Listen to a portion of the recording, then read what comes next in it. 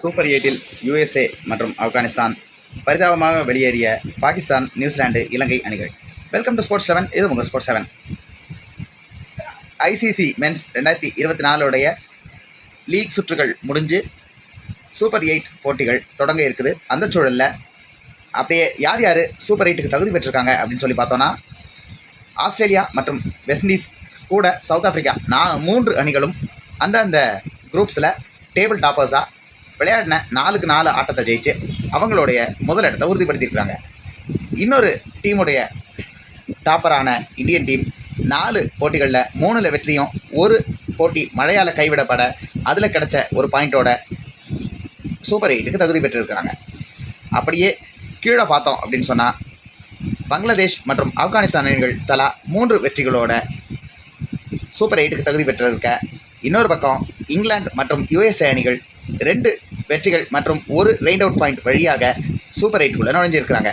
நூலிழையில் net run rate குறைவாக இருந்ததோடைய காரணமாக super 8க்கு தகுதி பெற வாய்ப்பை ஸ்காட்லாந்து அணி இழந்திருக்கு. அதே மாதிரி ஒரு வெற்றி கம்மியானதோடைய விளைவாக நியூசிலாந்து மற்றும் பாகிஸ்தான் அணிகள் சூப்பர் 8 வாய்ப்பை இழந்திருக்கிறாங்க.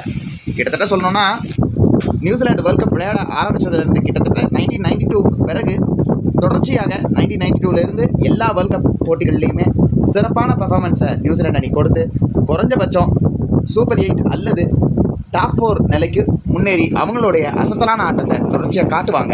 அப்படி இருக்கிற நியூசிலாந்து டீம் இந்த முறை லீக் சுற்றோடு வெளியேறாங்க அப்படின்றது ரொம்பவே அதிர்ச்சியான ஒரு விஷயம். என்ன நடந்தாலுமே உண்மையான ஸ்போர்ட்ஸ்மேன்ஷிப்பையும் எப்போவுமே கூலாக, கம்போஸ்டாக, ஒரு ஸ்மைலிங்கான ஒரு ஆட்டிடியூடையும் காட்டக்கூடிய கேன் வில்லியம்சன் தலைமையிலான அணி வெளியே இருக்கிறது கிரிக்கெட் லவர்ஸ்க்கு மட்டும் இல்லை, கிரிக்கெட் அனலிஸ்டாக இருக்கிற என்ன போன்றவர்களுக்கும் நிச்சயமாகவே பெரிய அதிர்ச்சி மற்றும் வருத்தத்தை ஏற்படுத்தியிருக்கு. வேற பாகிஸ்தான் அவர்களுடைய மோசமான பேட்டிங் தொடர் முழுக்க தொடர்ந்ததுடைய காரணமாக இந்த தொடரிலிருந்து வெளியேற வேண்டிய கட்டாயத்துக்கு தள்ளப்பட்டிருக்கிறாங்க. இன்னொரு பக்கம் பார்த்தோன்னா, அதே நிலையில் தான் இலங்கை அணியும் அவங்களுடைய மோசமான பேட்டிங் காரணமாக தொடர்லேருந்து வெளியேற வேண்டிய சூழலில் இருக்கிறாங்க. ஸ்காட்லாந்தை பொறுத்த வரைக்கும் சிறப்பான பேட்டிங், பந்துவீச்சு எல்லாத்தையும் செஞ்சுருந்தாலுமே நெட் ரன் ரேட் அப்படின்னு சொல்லி வரும்போது இங்கிலாந்து ஒரே மேட்ச்சில் அடித்து தூக்கின நெட் ரன் ரேட்டுடைய விளைவாக அவங்க பின்னுக்கு தள்ளப்பட்டு நூல் இழையில் நெட் ரன் ரேட் வழியாக அவங்களுடைய சூப்பர் 8 வாய்ப்பை இழந்திருக்கிறாங்க. ஸோ இந்த சூப்பர் 8 பொறுத்த வரைக்கும் ரொம்பவே டைட்டான ஒரு சினாரியோ தான் இருக்க போகுது. 2 புது அணிகள், அதாவது சொல்லணும்னா சூப்பர் 8 மாதிரியான சுற்றை பொறுத்த வரைக்கும் ஆப்கானிஸ்தான் மற்றும் USA அணிகள் T20 உலகக்கோப்பையில் புது அணிகள் தான் சொல்லி ஆகணும். மற்றவங்க எல்லாருமே very much tried and tested. Minimum ஒரு முறையாச்சும் அந்த முதல் 4 இடங்களுக்குள்ளே வந்திருக்கிற வாய்ப்பை பெற்றிருக்கிற அணிகள் இந்தியா, ஆஸ்திரேலியா மற்றும் வெஸ்ட் இண்டீஸ் அணிகள், ஈவன் இங்கிலாந்து, இந்த 4 அணிகளுமே குறைஞ்சது ஒரு முறையாச்சும் இந்த வேர்ல்ட் கப்பை வின் பண்ணினவங்க அப்படின்றதில் ரொம்பவே சிறப்பான ஒரு விஷயமாக இருக்குது. இங்கிலாந்து மற்றும் வெஸ்ட் இண்டீஸ் தலா 2 முறையும், ஆஸ்திரேலியா மற்றும் இந்தியா தலா 1 முறையும் வேர்ல்ட் T20 வாங்கியிருக்கிறாங்க. வேறு சவுத் ஆஃப்ரிக்கா என்னதான் டாப் 4 வரைக்கும் முன்னேறி இருந்தாலுமே அவங்க ஒரு முறை கூட வேர்ல்ட் T20 வாங்கினதில்லை அப்படின்றது ஒரு முக்கியமான notable point. So it's going to be very very tight scenario அப்படின்னு தான் சொல்லணும். கண்டிப்பாக ஆப்கானிஸ்தான் மற்றும் USA மாதிரியான அணிகளும் நிச்சயமாகவே தங்களுடைய சைட்லேருந்து டஃப்னஸை கொடுப்பாங்கன்றதில் மாற்று கருத்துக்கு இடமில்லை. முக்கியமான கட்டத்தில் டோர்னமெண்ட் சூடு பிடிச்சிருக்கிற சூழலில் இந்த டோர்னமெண்ட்டில் மிகச்சிறப்பான பந்து வீச்சை வெளிப்படுத்தின பவுலர்களை பார்க்க போகிறோம். சிறப்பான பந்து வீச்சு வழியாக 4 ஆட்டங்களில் 12 விக்கெட்டுகளை எடுத்து டேபிள் டாப்பராக இருக்கிறாரு ஆப்கானிஸ்தான் சேர்ந்த left arm seamer Fazal Haq Farooqui.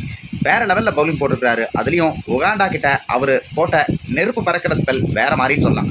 4 over 9 run 5 விக்கெட்னு சொல்லி எதிரில் விளையாண்ட உகாண்டா டீமையே அவருடைய பவுலிங்கில் பொசிக்கிட்டார். அந்த அளவுக்கு தொடர்ச்சியான ஒரு கன்சிஸ்டன்சியோட வேறு லெவல் மேட்ச் பர்ஃபார்மன்ஸுகளை இந்த டோர்னமெண்ட்டில் ஃபருக்கி காட்டியிருக்கார். அடுத்த இடத்துல தான் ரொம்பவே டஃப் சாய்ஸ். காரணம் என்னென்னா, 9 விக்கெட்டுகளை எடுத்த வீரர்கள் 6 பேர் இருக்கிறாங்க. அதில் நியூசிலாண்டை சேர்ந்த ட்ரெண்ட் போல்ட் தொடர்ந்து விளையாட போகிறதில்ல. காரணம், நியூசிலாண்டு சூப்பர் 8க்கு குவாலிஃபை ஆகலை. ஸோ அடுத்து பார்த்தோம் அப்படின்னு சொன்னால், Alzarri Joseph, Tanzim Hasan Sakib, Adam Zampa அப்படின்னு சொல்லி வரிசையாக எல்லா டீம்லேருந்தும் ஒரு வீரர்னு சொல்லி இருக்கிறாங்க. அகில் ஹுசைன்னு சொல்லி எல்லா பந்து வீச்சாளர்களுமே தங்களுடைய கைவரிசையை வேறு லெவலில் காமிச்சு 6 வீரர்களாக மொத்தமாக 9 விக்கெட்டுகளை எடுத்துருக்கிறாங்க. அடுத்த இடத்துல ஸ்ரீலங்காவை சேர்ந்த துஷாரா 8 விக்கெட் எடுத்திருந்தாலும் ஸ்ரீலங்காவும் இந்த சூப்பர் 8ல் ஆட போகிறதில்லன்றது ரொம்பவே வருத்தமான ஒரு விஷயம். பேட்டிங்கை பொறுத்த வரைக்கும் உண்மையாகவே சொல்லி ஆகணும், இது வரைக்கும் 40 ஆட்டங்கள் வேர்ல்டு T20யில் இந்த சீசனில் நடந்திருக்கு. இது வரைக்கும் ஒரு வீரர் கூட சதம் அடிக்கலை அப்படின்றது ரொம்பவே துரதிருஷ்டமான ஒரு விஷயம் அப்படின்னே சொல்லிடலாம். கடைசி லீக் ஆட்டத்தில் நிக்கோலஸ் பூரன் அடித்த 98 ரன்கள் தான் இந்த டோர்னமெண்ட்டில் ஒரு பேட்ஸ்மேன் அடித்த ஹையஸ்ட் இண்டிவிஜுவல் ஸ்கோர் அப்படின்னு சொன்னால் நம்புவீங்களா? அதுதான் உண்மை. முதல் ஆட்டத்தில் ஆரன் ஜோன்ஸ் 94 ரன்கள் அடித்து ஒரு ஸ்கோரை செட் பண்ணார். அதை 40வது ஆட்டத்தில் ஒன் டவுன் இறங்கி சிறப்பான ஆட்டத்தை வெளிப்படுத்தின பூரன் 98 ரன்னாக அடித்து விளாசி தன்னுடைய பங்கை ஹையஸ்ட் ஸ்கோர் வழியாக பதிவு செஞ்சுருக்கிறாரு பூரன். ஆனால் ரொம்பவே அன்ஃபார்ச்சுனேட் அப்படின்னு தான் சொல்லணும். அப்புறம் விளையாடின முரட்டாட்டமான ஆட்டத்துக்கு நிச்சயமாகவே பூரன் செஞ்சுரி போட்டுருக்கணும். அன்ஃபார்ச்சுனேட்டாக ஓமத் சாய் ரன் அவுட் பண்ணதோடைய விளைவாக 98 ரன்களில் ஆட்டம் இழந்தார். ஆட்டத்தில் இன்னும் 2 பந்துகள் மீதம் இருக்க நிச்சயமாக அவருக்கு ஸ்ட்ரைக் கிடச்சிருச்சுன்னு சொன்னால் நிச்சயமாக 100ன்றது ஆன் த கார்ட்ஸ் அப்படின்னே சொல்லிடலாம். அடுத்த இடத்துல இருக்கிற வீரர் 3 and 4ல் இருக்கிற வீரர் யாருன்னு பார்த்தோன்னா ஆப்கானிஸ்தானுடைய ஓப்பனிங் பேட்டர் அண்ட் விக்கெட் கீப்பரான ரேமானுல்லா கிர்பாஸ். அடுத்த இடத்துல இன்னொரு ஓப்பனரான இப்ராஹிம் சஹ்ரான், அதை தொடர்ந்து வெஸ்ட் இண்டீஸை சேர்ந்த ஷாஃபேன் ரூத்தர் போட்டிருக்கிறார். ஸோ ஒட்டுமொத்தமாக பார்த்தோன்னா வீரர்கள் ஒரு ஹாஃப் செஞ்சுரி அடிக்கிறதே இந்த டோர்னமெண்ட்டில் ஒரு குதிரை கொம்பான விஷயமா இருந்துட்டு வந்திருக்கு. இப்படி இருக்கிற சூழலில் குர்பாஸ் மற்றும் மார்க்கஸ் ஸ்டோனிஸ் இந்த 2 வீரர்களும் ஆடின 4 ஆட்டங்களில் தலா 2 ஹாஃப் செஞ்சுரிகளை அடித்து அவங்களுடைய டீம் ஜெயிக்கிறதுக்கு முக்கியமான காரணமாக இருந்திருக்கிறாங்க. அதுலேயும் ஸ்டோயினிஸ் போட்ட ஆட்டம்னா வேறு லெவல்னு சொல்லலாம். ஸ்காட்லாந்துக்கு எதிராக ஒரு சுச்சுவேஷனில் 10 ஓவரில் 70க்கு 3 இருந்த டீமை கடைசி 10 ஓவரில் 110 ரன்கள் அடிக்கணுன்ற சூழலில் அடித்து அசால்ட்டாக ஜெயிக்க வச்சிருக்கிறார் ஸ்டோயினிஸ். இன்னொரு ஆட்டத்திலையும் தன்னுடைய மிடில் ஆர்டர் அட்டகாசமான பேட்டிங்கோடைய விளைவாக ஆஸ்திரேலியாவுடைய பேட்டிங்கை சரிவில் இருந்து காப்பாற்றி அந்த மேட்சையும் ஜெயிக்கிற வாய்ப்பை உருவாக்குனார் ஸ்டோயினிஸ். ஸோ 4 ஆட்டத்தில் 2 சூப்பரான ஆட்டங்கள், 2 பிளேயர் ஆஃப் த மேட்ச்னு சொல்லி ஸ்டோயினிஸ் அட்டகாசம் பண்ண, இன்னொரு பக்கம் ஓப்பனிங்கில் வேறு லெவல் கைவரிசையை முதல் 2 மேட்ச்லேயே காட்டியிருந்தார் குர்பாஸ். ஸோ மற்ற வீரர்கள் எல்லாருமே தலா ஒரு ஹாஃப் செஞ்சுரி அடிக்கிறது அப்படின்ற ஒரு விஷயத்தையே தட்டுத்தடு மாதிரி தான் செஞ்சுருக்கிறாங்க இந்த டோர்னமெண்ட் முழுக்கவே. ஸோ இந்த டோர்னமெண்ட் பேட்ஸ்மேன்களுக்கு பெரும்பாலும் சவால்கள் நிறைஞ்சதாகவும் பவுலர்களுக்கு உண்மையாகவே ஒரு சொர்க்கமாகவும் இருந்திருக்கு அப்படின்றதில் மாற்றுக்கருத்து கிடமில்லை. இப்போ இருக்கிற சூழலில் நிச்சயமாகவே சூப்பர் 8 சுற்றில் நிச்சயமாக எல்லா ஆட்டங்களும் பெரும்பாலும் வெஸ்ட் இண்டீஸ்க்கு மாறுகிற சூழலில் நிச்சயமாக இந்த டோர்னமெண்ட் அடுத்த கட்டத்துக்கு நகரும். கண்டிப்பாக ரன் ஃபீஸ்டான ஆட்டங்கள் வர்றதுக்கு வாய்ப்புகள் அதிகமாகவே இருக்குதுன்னு சொல்லலாம். அது மட்டும் இல்லாமல் பவுலர்கள் தொடர்ந்து கேம்குள்ளே இருப்பாங்க அப்படின்றதுக்கும் எந்த விதமான மாற்றுக்கிறதுக்கும் இடமில்லைன்னு சொல்லலாம். ஸோ இப்போ நீங்கள் சொல்லுங்கள், உங்களுடைய செமிஃபைனல் லிஸ்ட் யார் யார் குவாலிஃபை ஆவாங்க அப்படின்னு சொல்லி நீங்கள் நினைக்கிறீங்க? இந்த வேர்ல்ட் கப்பில் உங்களுடைய பெஸ்ட் பேட்டிங் சைடு அப்படின்னு சொன்னால் எந்த டீமை நீங்கள் பிக் பண்ணுவீங்க?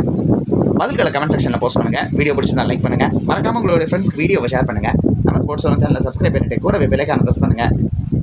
தொடர்ந்து நாங்கள் போடுற வீடியோக்களை பாருங்கள். தொடர்ந்து ஸ்போர்ட்ஸ் குடும்பத்தோடு இணைந்திருங்கள், தோல்கடுங்கள். நன்றி, வணக்கம்.